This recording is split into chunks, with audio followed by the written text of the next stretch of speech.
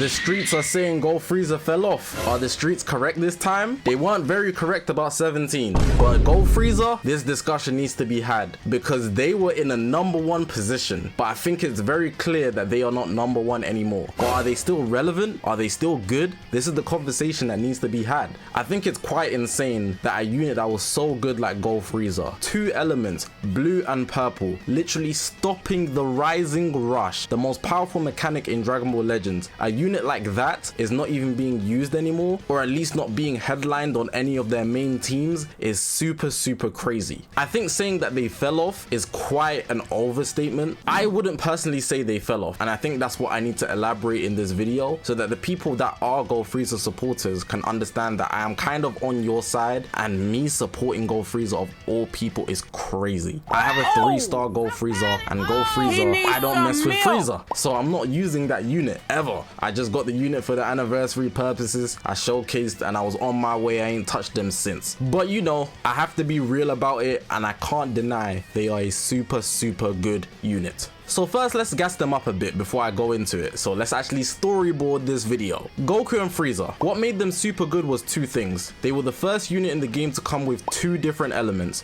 They are literally purple, which is Goku's side, so you start off on Goku with a purple unit. But when you tag switch, not the first tag switch unit, but we know all of the tag switch units in the game, they have that reverse factor, which is not exactly the best nowadays, but it's super good. Let's not deny that. But in this case, it's not a reverse. A reverse is completely different from a complete element switch. Just in case people are confused, if Goku was purple and the element reversed, normally he would be type advantage against greens and weak against yellows. But when it reverses, he would be weak against green and type advantage against yellows. But if the element switches, it's not the same thing. Because FRIEZA is blue, we obviously know that FRIEZA is not strong against yellow. Blue does not have an advantage against yellow. Blue has an advantage against red, but it's weak against green. So specifically because they chose blue, it's still weak against green, similar to how it would be if it reversed, but it's not the same thing, which is what you need to know. And that makes it a lot more valuable, especially if you consider units that we have in the game right now that are super meta relevant. Ultra Vegito blue being red and Beast Gohan being red too. And then if we take green, the other festival unit, there's 2 of them, Goku and Bardock and Evo Ken. So you can see they have reason to actually be used just off their element. Let's dive into their combo potential. A lot of units nowadays have a lot of combo potential. I think at the top of the game, we have Evo Ken. Nobody can beat combos out of them. Nobody's out comboing Evo Ken, and I feel that goes without saying. But lots of units in the game can do long combos, and Go FRIEZA is no exception. They were literally taking people out from full health to 0 health, and then stopping you from continuing your combo if you try to start one. It's insane. Specifically FRIEZA's side, he's able to destroy or lock a lot of your cards so you can't use them for a short amount of time. Super annoying, I have to say. But that's not anything special. I think the big thing that I should mention, and I already did mention, is the fact that they stop rising rushes. This deters so many games from ending early, it's actually insane. I think if they didn't exist having that mechanic, a lot of games would end a lot faster. But because you can't rush as freely as you would, and almost everybody is using Go FRIEZA, especially back then, not now, but back then, it made it so you had to work around his rush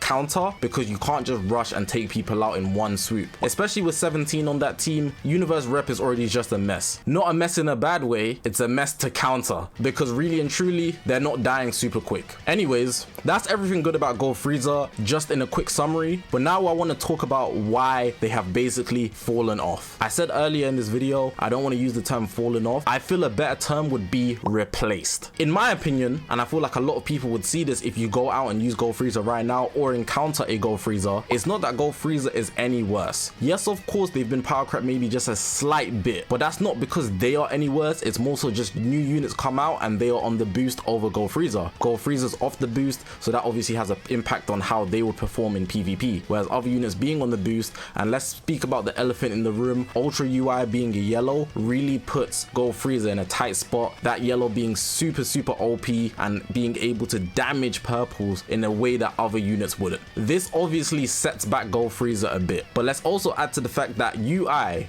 being a universe rep member, also takes the spotlight on who's being used on universe rep. Not just UI though, we also have Evoken, we have Zenkai Jiren. Those are 3 big name guys that are in PvP right now that are being used on universe rep, and I haven't even mentioned the MVP 17. So when you have these 4 units that represent universe rep, even though GoFrieza was on that team, it really changes who your main units are that are going to be used on that team. Me mentioning all those guys, would you really take GoFrieza when you have all those good options that I just mentioned? Maybe not, maybe you will. It might just be a preference thing, but if we're being for real, with the addition of the boost factor, minus 17, but he's just so good he kind of has to make the team, the majority of the player base in ranked PvP have stopped choosing GoFrieza. I think another factor to this is that GoFrieza, all of the teams that you would use them on, really just focused on them as the main unit on the team. If you looked at the anniversary and all of that time spanning to the festival, every single team that had GoFrieza gave them 2 to 4 Zenkai buffs, 5 at the highest, but that is insane. Imagine a team dedicated to 1 unit and they're getting 5 Zenkai buffs. It kind of reminds me of a certain team that fell off super hard, but they were super OP and they had 1 color.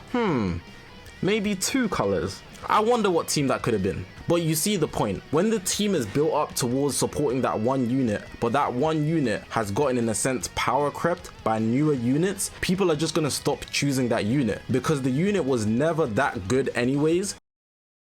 But they just had a super team that pushed them to the ceiling of the game. And I think that's what the big thing that needs to be spoken about is. Without that team pushing that unit, in this case it's GoFrieza, you're just not going to get the same results. So you're not just going to add them onto the team thinking they're going to perform at the same level as these new units that are on the boost. It just doesn't make sense. The fact that these new units without Zenkai buffs can perform at the same level as GoFrieza with 5 Zenkai buffs, I think that's quite wild. So why would you put all your resources and units and bench into just making sure GoFrieza can perform at the highest level? Bear in mind, if you lose GoFrieza in a battle, that's going to set you back tenfold when you could just have a more secure team with 3 good units that will bring you to the roof of the game in the exact same way, but you just generally feel more secure. I think it's very obvious what team I'd choose, and I think you guys would choose the same thing, and it's not going to be the team with GoFrieza because you have 1 superstar on that team versus 3 on this one. I mean, if it was LeBron James, I'd be like, okay, but we're not dealing with LeBron James, we're dealing with GoFrieza. Anyways, I think another question that people want to hear answered, are they top 10? In my opinion, no.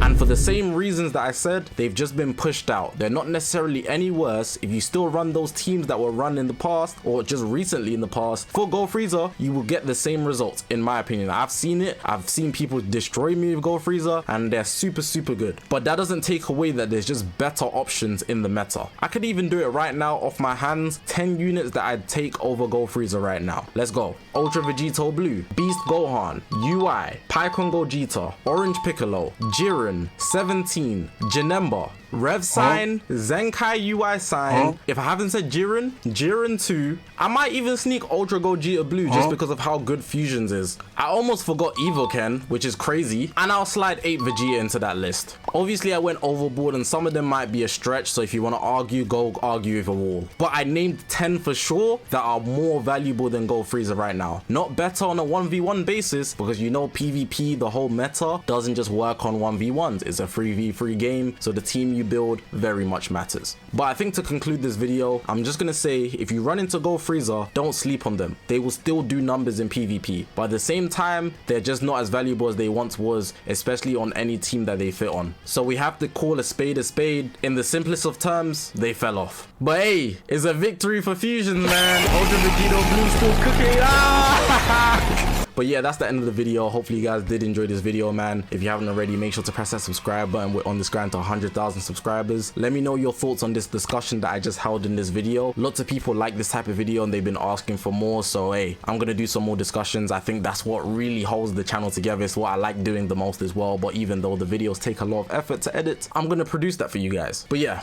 appreciate you guys for watching the video. My name's Zakashi, guys, and I'll see you guys in the next one, man.